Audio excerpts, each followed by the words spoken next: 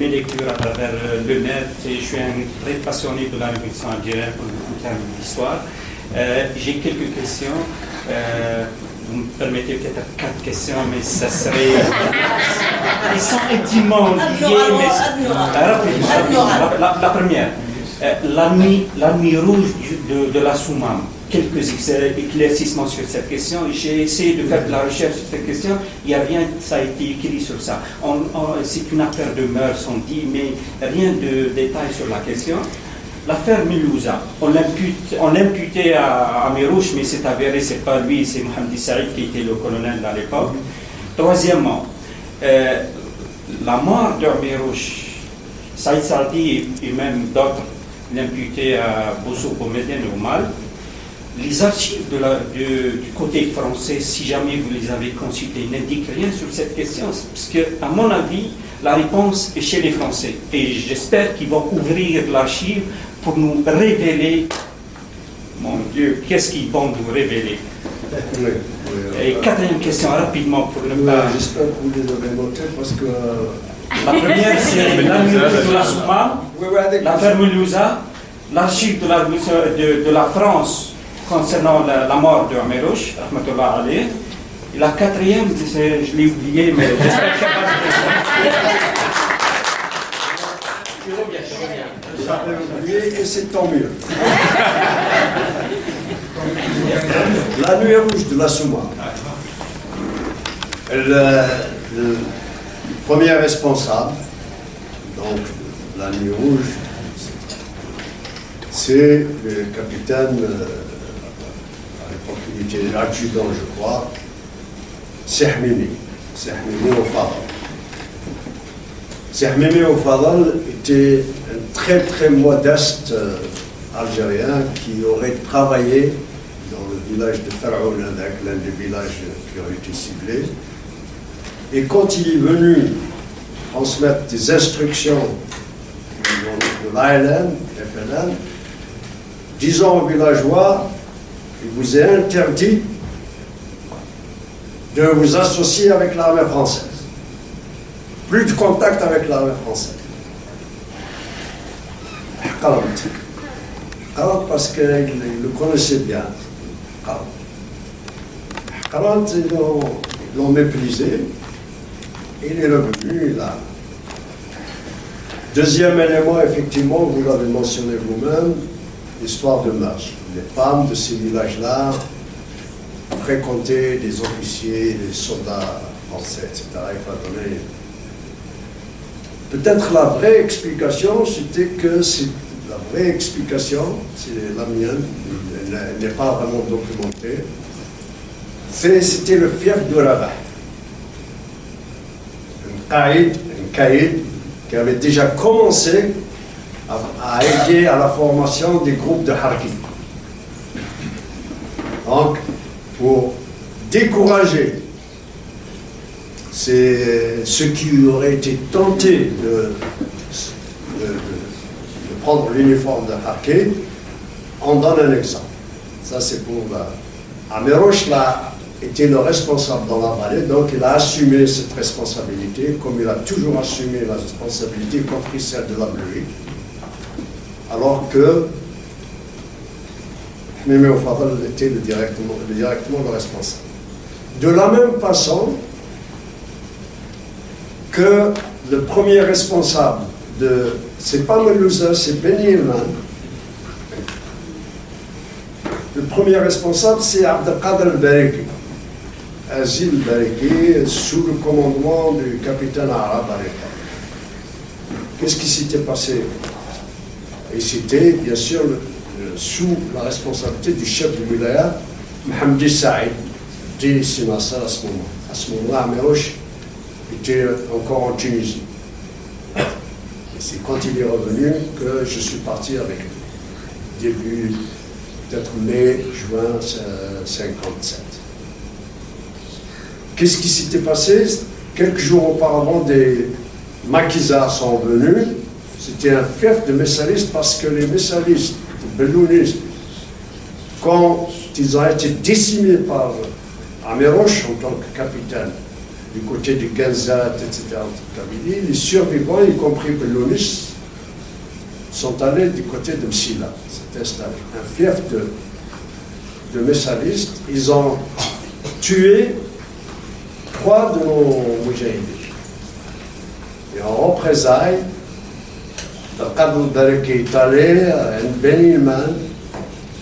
D'après les derniers documents publiés par Gilbert Meunier et Mohamed Harbi, c'est les plus récents documents et histoires.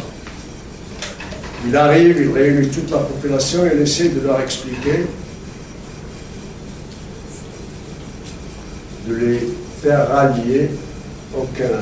Il a perdu patience et Abdelkader Bereki, c'était l'un des plus grands guerriers que l'Algérie ait jamais produit, mais en même temps, c'était quelqu'un qui pouvait être vraiment sauvage.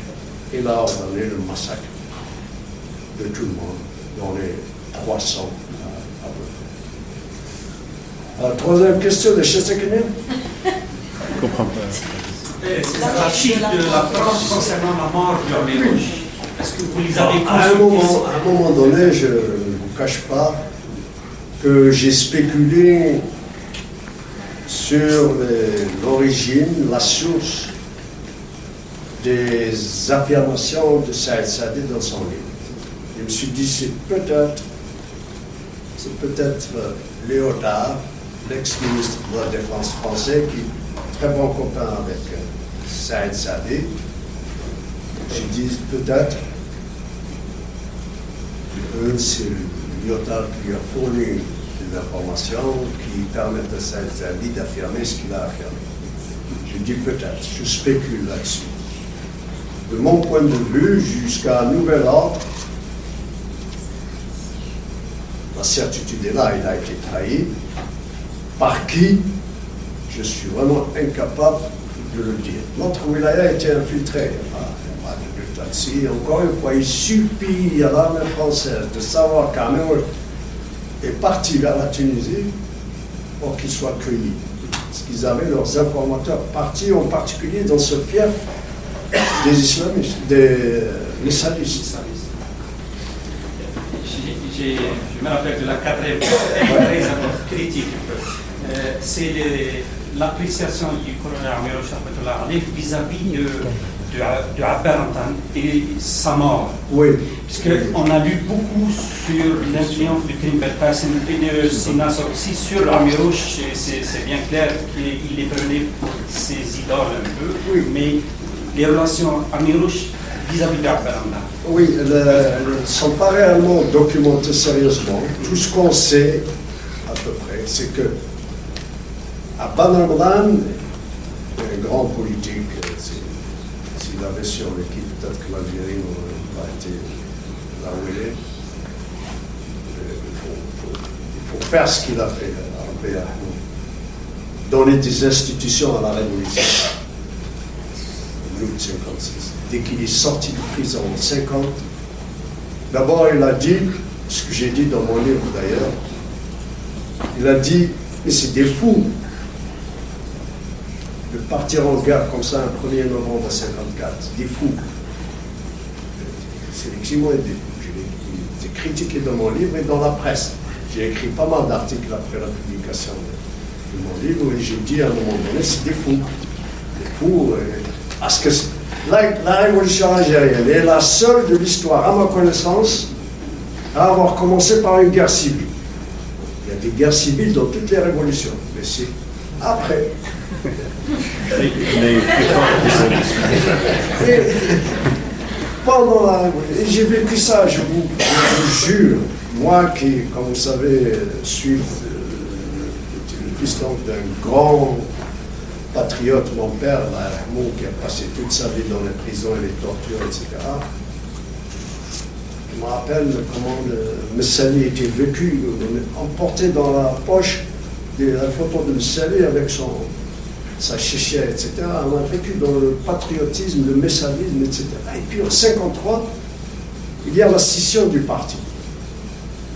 Et au lieu d'ici de rafistoler les rangs avant de lancer l'insurrection, puisque comme je l'ai dit tout à l'heure, il n'y avait absolument aucune divergence majeure entre les fameux centralistes et les messalistes. Malgré ça, Bodiaf et compagnie. Donc, le résultat, nous le connaissons malheureusement. Bon, le reste, je suppose que vous pouvez conclure vous-même. Merci. Wild Nordin.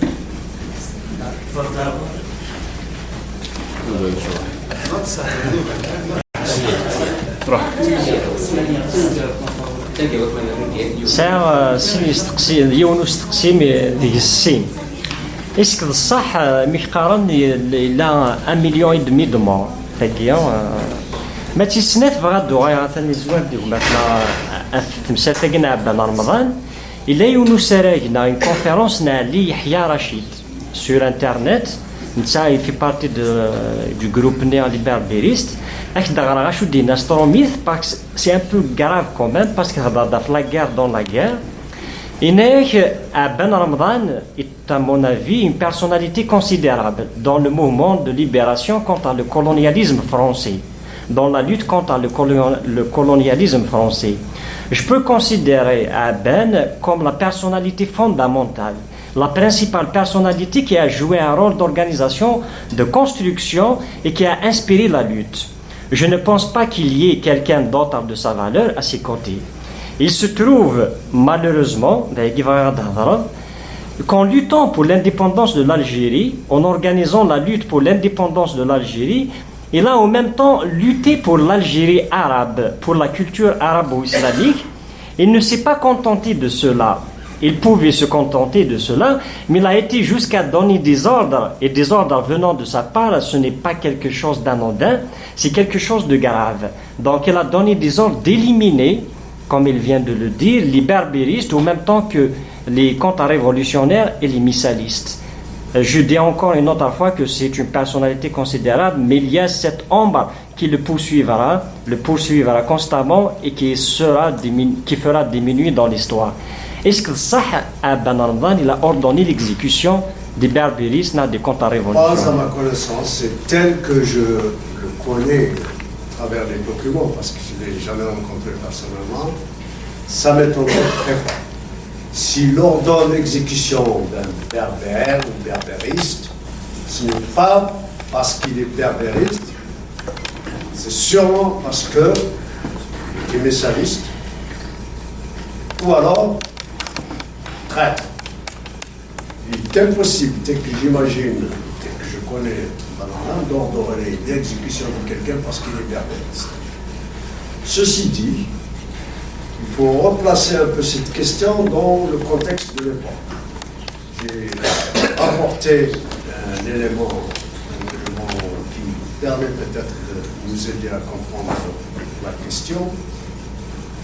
Je me suis demandé à un moment donné, étant un amazir moi-même, comment se fait-il que la révolution est partie de la Kabylie, 1er novembre 1954. L'institutionnalisation de la révolution s'est établie en Kabylie. Les principaux leaders, il y a eu 4 ou 5 chefs de wilaya Kabylie.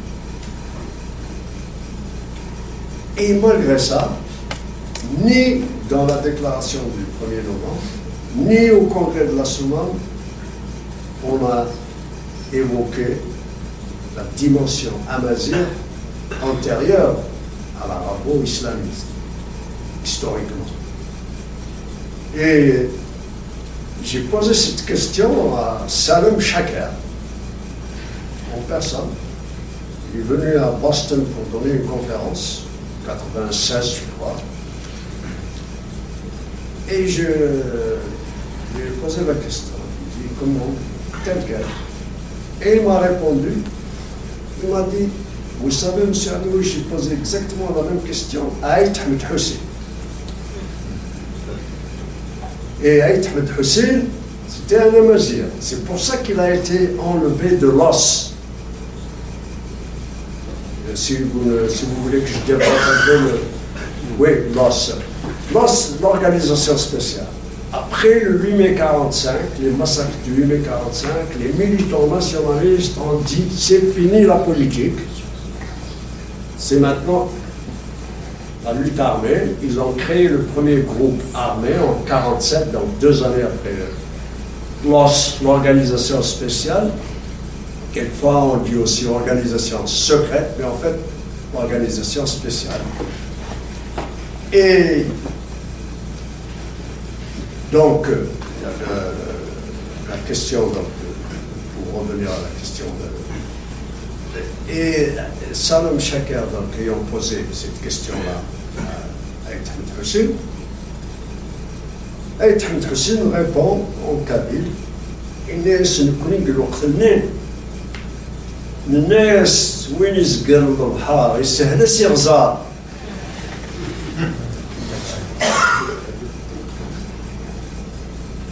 Le Bhar, bien sûr, c'est arracher l'indépendance à la France. Erzar, la rivière, c'est la majorité, la reconnaissance de la majorité. C'est trompé. Toural de l'Obhar, mais l'Obhar qui se rétrécit de plus en plus grâce à vous, en particulier grâce à Troisième Aziran, courageux. Certains d'entre eux sont morts, emprisonnés, torturés, etc.